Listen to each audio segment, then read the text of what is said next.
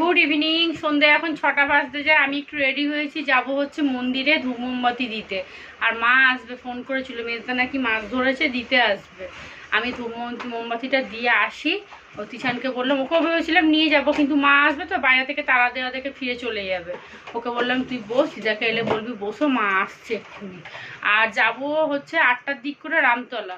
ওই তিশানের রং কিনবো, ফিচকিরি কিনবো। আর তন্ময় নেই, ও দুপুরবেলা এসে তো আর কাজে এনে খেয়ে দিয়ে একদম আরামসে গেম খেলা শুরু করেছিল। 5টার সময় ফোন করলো, বেরিয়েছে। যেহেতু সোমবার তো ছুটি, হোলি দোল আছে, তো সেই জন্য সোমবারের কাজটা আজকে কোথায় যাওয়ার কথা আছে, নাকি যাবে। ফিরতে ফিরতে বললো 9টা 9:30 তো বাজবেই, 10টাও বেজে যেতে পারে। যাই হোক, আমি এসে সন্ধে দেবো, তারপরে চা করব। আর যাবো সেই 8টার দিক করে। এখন এই আটা মাখবো, একটু ঘুগনি বলছি তোর তরকা করে নেবো। তরকাটা শর্টকাটে রান্নাবান্না হয়ে যাবে। আর রুটিটা করবো না, রুটিটা না এসেই করব, কারণ রুটি তো গরম গরমই ভালো লাগবে। তিশান এই যে এতক্ষণ ধরে পার্কে ঘুরে এলে, দেখছেন এই যে এখন যাচ্ছে হাত পা ধুতে, কিরকম আমার দেখতে দেখতে যাচ্ছে। চলুন আমি চলে যাই, ভিডিওটা আপলোড হচ্ছে। যাই একটু, শনিবার আজকে। আমার ঠিক মানে সকাল থেকেই মনটা করছে যে কখন যাব। চলুন এসে চা করব, মা আসুক, মা চলে গেলে তারপর একটু কাজ গুছিয়ে তারপরে রামতলে যাব। কারণ এমনিও তন্ময় নেই, একটু 9টার দিক করে এলো, কোনো অসুবিধা নেই। 8টায় বেরোবো, 1 ঘন্টা ঘুরি না, রং কিনতে কতক্ষণ আর লাগবে। সবজিপাতি কিছু কেনার নেই, কারণ পটল ঢ্যাঁড়স এটা ওটা সবই আছে, শুধু ওই রঙের জন্যই বেরোবো। চলুন চলে যাই। আর আগামীকাল আর মাংস করব না, মাংসটা হোলির দিনকে করব। আগামীকালে মাছ করব, সকালবেলা বেরিয়ে একটু মাছ কিনে নিয়ে আসবো। তো আমার সাথে কথা হয়েই গেছে। চলুন আর দেরি করবো না, চলে যাই। একটা 20 মালা দিয়ে দিন, 20 15 কি আছে দেখি। 15 আছে দেখি 15টা দেখি। আর নীল নেই, নীল আউট। নীল আউট। আউট আউট আউট আপনি করলেন না, সে নিজেই গেল? এই যে বৃষ্টিটা হয়েছিল না, ওই জন্য নীলটা এখন বলো। 15টা দেখি আগে কিরকম। 15, এই যে এইটাই 15। এটাই দিয়ে দাও, মাকে যা দেওয়া হবে তাতেই সঙ্গে। শনি ঠাকুরকে তাহলে কি মালা দেওয়া যাবে? এ নেই তো, নীল তো নেই। সাদা দাও। সাদা দেওয়া যাবে? হ্যাঁ, কেন, রজনী সবে তো চলে। এটা 10 টাকা। 15 টাকা।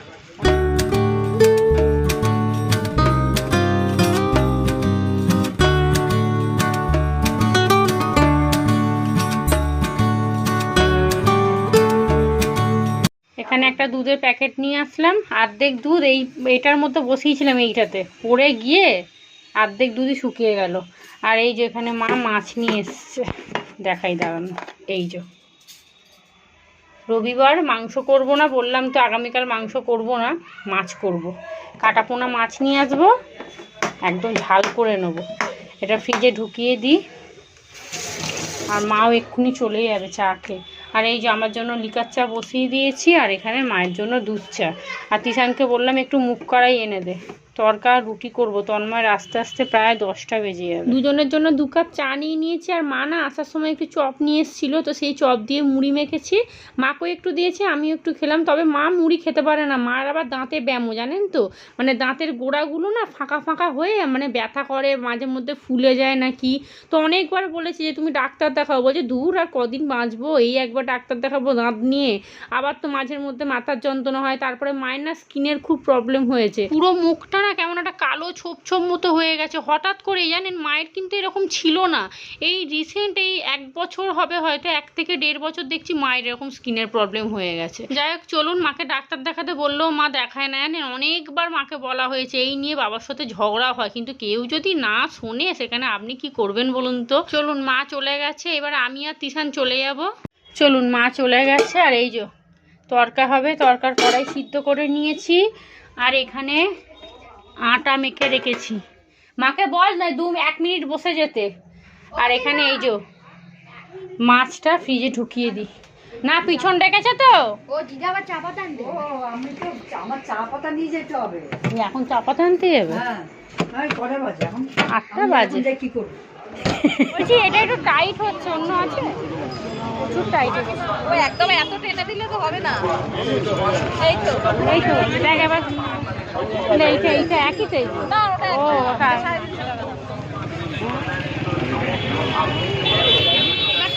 চলে এসেছি রং কিনতে, 2-3টে দোকান ঘুরেছিলাম, তারপর তিশান নাকি এই দোকানটাতেই দেখেছে ফিচকিরিগুলো একটু দামও নাকি কম, আর ওর এখানে ফিচকিরিগুলো নাকি পছন্দও হয়েছে।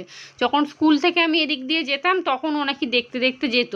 তবে জানেন দামটা অনেকটা এই দোকানে কম, কারণ আমরা এর আগে 2টো দোকানে ঢুকলাম, ও যে ফিচকিরিটা কিনছিল সেটার দাম বলছিল 300 না 350, এখানে 160, 150, 200 এরকম দাম বলছে। জানেন আমি তো শুনেই অবাক হয়ে গেছি। তিশান বলছে দেখছো তো মা কত দাম কম, তুমি ওদিক থেকে নিয়ে নিচ্ছিলে। ওকে আমি বলছিলাম কিন্তু যে তুই এখান থেকেই নিয়ে নে, অত দূরে আমি আর যাবো না, এখন প্রায় 8টা 8:30 বাজতে যায়, গিয়ে রুটি করব, তন্ময় চলে আসবে। ও বলছে চলো না মা আর একটুখানি তো রাস্তা, চলো দেখবে ওখানে অনেক দাম কম। সত্যিকারে হাফ দামে পেয়ে গেলাম জানেন।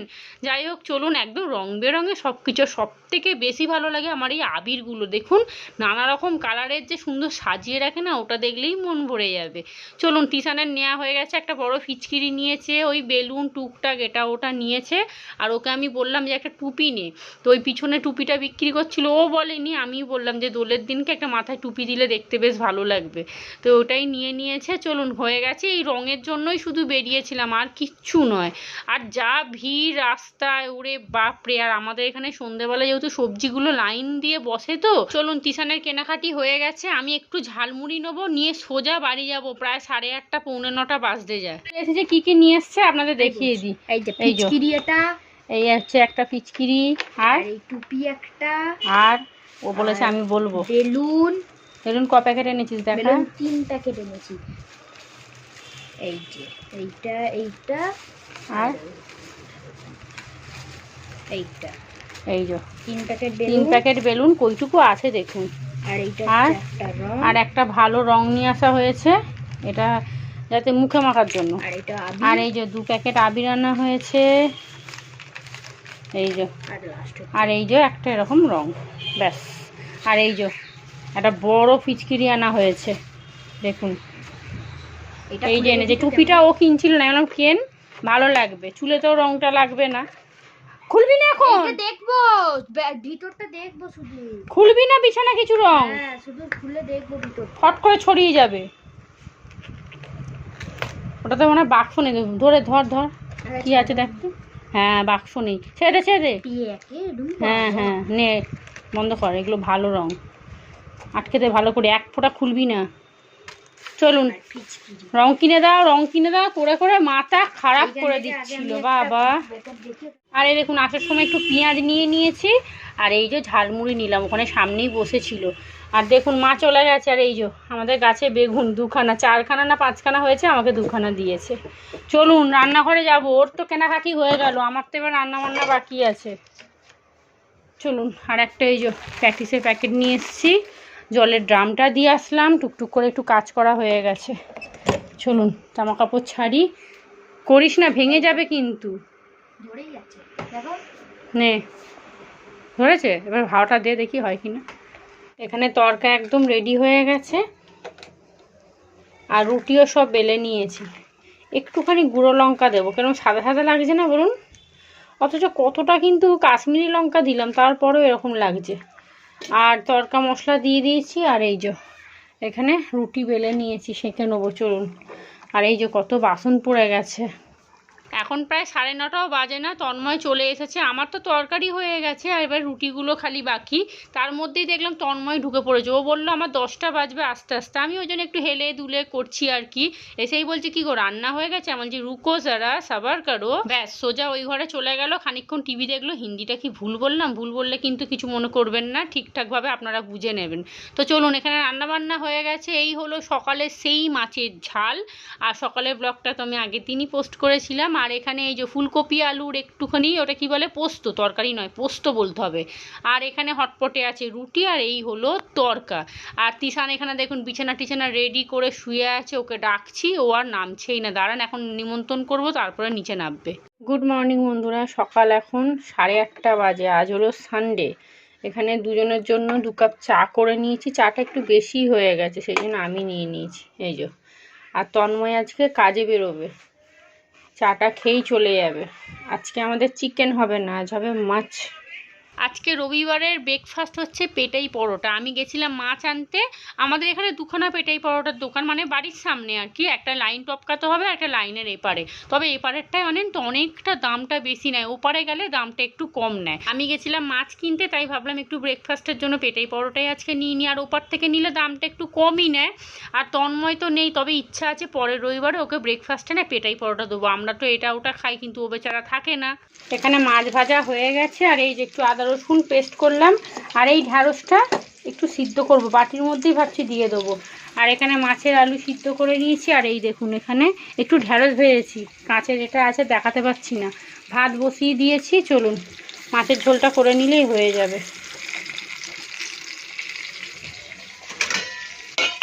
আজকে মাথাটা টিপ টিপ টিপ টিপ করে যন্ত্রণা করছে।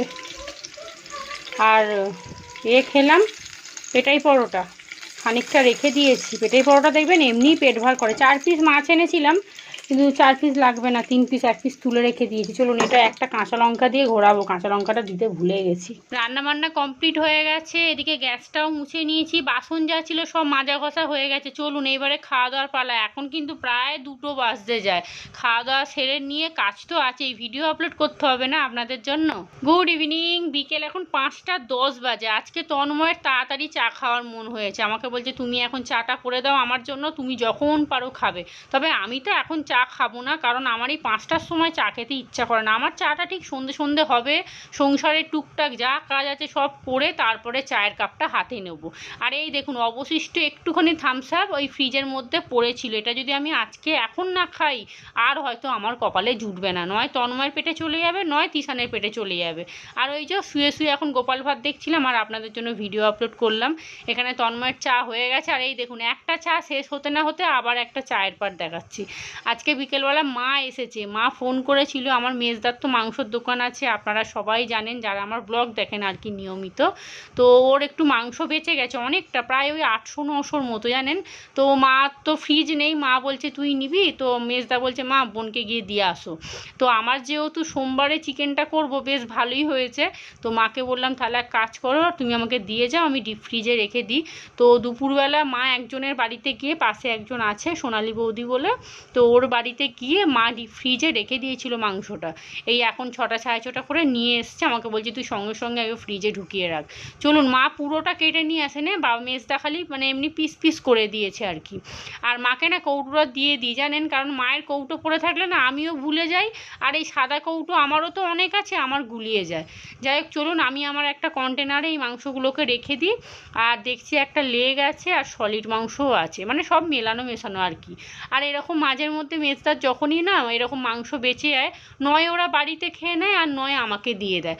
তবে মাঝের মধ্যে আবার ফ্রিজেও রাখতে আসে, যখন ধরুন অনেকটা মাংস আছে, ধরুন 2 কিলো 2.5 কিলো এরকম, তখন ও আবার সাইকেলে করে এসে আমার ফ্রিজে রেখে যায়, আমাকে কিছুটা দেয়, আবার ওরাও কিছুটা নিয়ে খেয়ে নেয়। আর দেখুন আমার ডিপ ফ্রিজে টুকটাক করে অনেক কিছু হয়ে গেছে, মাংস আর মাছটা তো প্রায় মাই দিল।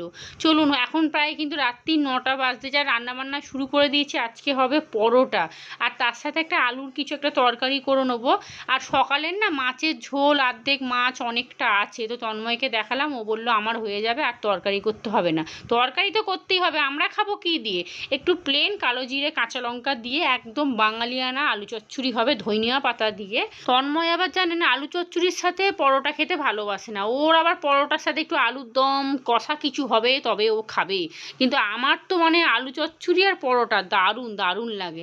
আর এই দেখুন পরোটার লেচি না একটু কম হয়ে গেছে, মানে ময়দাটা মেখেছি আমি কম। তো গতকাল ফ্রিজে একটু আটা ছিল, সেই 4খানা পরোটা আবার করলাম। আটার পরোটা খেতে আমার তো দারুণ লাগে। এই যে এখানে খাবার দাবার সব রেডি, এই হলো আটার পরোটা, আর নিচে গোল পরোটাও আছে, মানে গোল তো হয়নি আসলে, মানে ওই কি বলবো পৃথিবীর আকারে হয়ে গেছে, সে যাই হোক পরোটা হলেই হবে। আর এই হলো অর্ধেক মাছ আর মাছের ঝোল, বাবা তেল যেন একদম চেয়ে আছে, আর অর্ধেক মাছটা আমি রেখেছিলাম, এত বড় মাছ আমি খেতে পারি না। আর এই হলো আলু চচ্চড়ি, আর আমি নিয়ে নেবো, তিশানকেও দিয়ে দিয়েছি। চলুন তাহলে খাওয়া দাওয়া সেরে নিয়ে এইবারে ঘুমোবো। তো আজকের ব্লগটা এখানেই শেষ করছি, আপনারা সবাই ভালো থাকবেন, সুস্থ থাকবেন, সাবধানে থাকবেন। আজকের মতো সবাইকে টাটা।